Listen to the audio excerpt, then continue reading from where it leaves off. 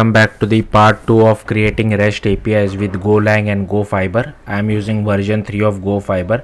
So first of all, in this video I have created a register endpoint as well as login endpoint, and I have refactored our code quite a bit. So first of all, I will show you the demo. So here you can see /API/register. I am passing first name, last name, email, password and confirm password, and this is how you register the user.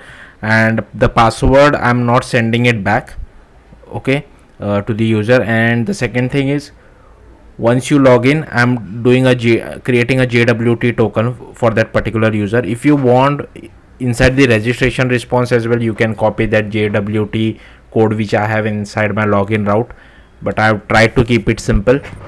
So yeah, let's get started. So firstly, what you will have to do, open your terminal, and you will have to include two dependency.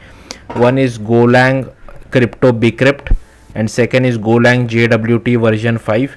So bcrypt I think is used for password hashing, and JWT is used for JSON web token, creating JSON web token.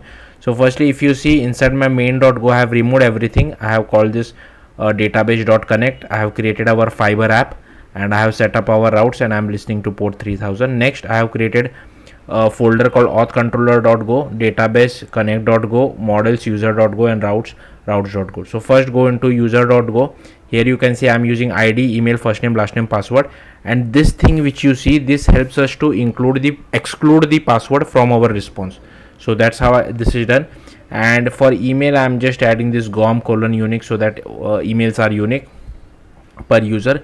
Next, if you see inside routes.go, so this would be the route for register, and I am calling controller.register. Similarly for login, controllers.login. Next, if you go to connect.go, here I have created a variable for our database. Then I am calling this method of connect. Then here you will have to pass everything about your database, like the host, username, password, and database name. If you have a URL string, like a complete string, directly pass it over here. Gorm is pretty smart enough to identify that, and it will take care of the rest of the things for you. Next, here we are just opening our database, and if there is any connection error, I'm doing a panic. If not, I'm assigning it to our database variable, and I'm doing this auto migration so that I don't have to create this tables manually by myself. But don't do auto migration for production use cases. That is a bad idea. So you can comment this out and create tables manually, like create table name by SQL queries. Next, last is this authcontroller.go. So here first I have created this register method, and here it has data of map string, and first we are parsing our data which we get from the postman, like ID, first name, last name, email, password. And if the password and confirm password does not match, send an error message. And here I am generating like I'm hashing our password.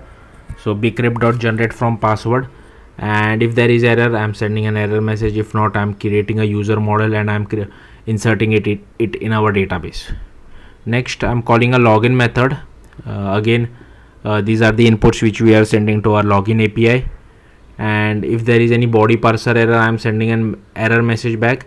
If not, I am creating a user models, and here you can see I am doing a where clause to check whether this particular email exists in our database or not. If yes, if no, then send an error message. If yes, then I'm comparing the hash and the password. So I'm passing the password and comparing whatever hash we have inside our database with our actual password. If there is any error, send the error back. If not, we are generating a JWT token from this. So I'm using this signing method and using this registered claims, and here we are just converting our, so this JWT token will contain our user ID. So I'm just converting that from an int to a string, and here I have just given it a 24-hour time expiration.